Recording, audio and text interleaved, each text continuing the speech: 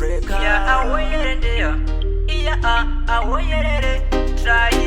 Usiwe kwa mangisa, dynamite yorisi raiti. Shinkola wekwa mako, terera quality. Andisi haiti.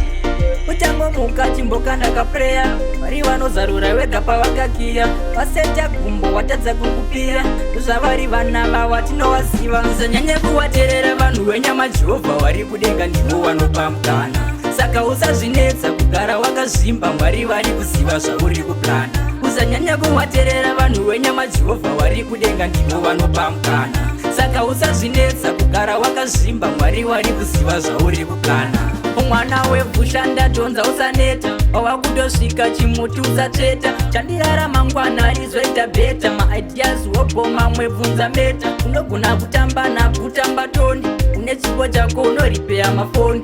Uri bhiridha unofita madhoo, ndiko kune chipo chako saka bho. Usanyanye kuvaterera vanhu venyama Jehovha wari kudenga ndivo vanopa mukana. Saka usazvinetsa kugara wakazvimba, Mwari vari kuziva zvauri kuplana. Usanyanya kuvaterera vanhu venyama Jehovha wari kudenga ndivo vanopa mukana. Saka usazvinetsa kugara wakazvimba, Mwari vari kuziva zvauri kuplana. Uchangomuka chimboka ndakapeya, Mwari vanozarura vega pavakakiya. Vaseta gumbo watadza kukupia, ndezvavari vana vava tinovaziva. Manje gore rino ndakoka futi, matsaga anomhanya zvekuti heki. Mangoma akazara ndine kaseti, chimwana chamako kugara biti. Usanyanye kuvaterera vanhu venyama Jehovha wari kudenga ndivo vanopa mukana. Saka usazvinetsa kugara wakazvimba, Mwari vari kuziva zvauri kuplana.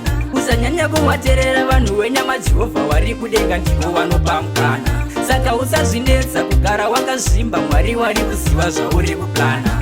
Mwana wevhusha ndatonza usaneta, wava kutosvika chimuti usatsveta. Chandirara mangwana rizoita beta, maideas wobhoma mwebvunza meta. Unogona kutamba nakutamba toni, une chipo chako unoripeya mafoni. Uri bhiridha unofita madhoo, ndiko kune chipo chako saka bho. Usanyanye kuvaterera vanhu venyama Jehovha wari kudenga ndivo vanopa mukana.